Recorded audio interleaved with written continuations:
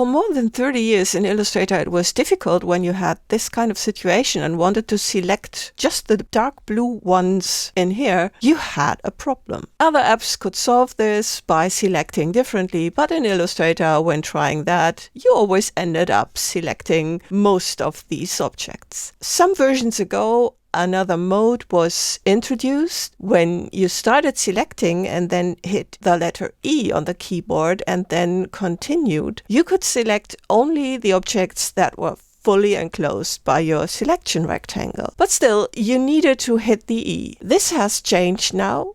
It's new that you can turn on that behavior permanently. And for that, you can go into the preferences by hitting Command K or Control K on Windows and then go to Selection and Anchor Display and turn on this option here, Select Object Only Within Marquee. So now we've changed the behavior of the selection tool, and when I'm now creating that rectangle, it will only select the objects that are fully enclosed. So that's a new feature, something that you might not have discovered yet. Just turn it on if you want it.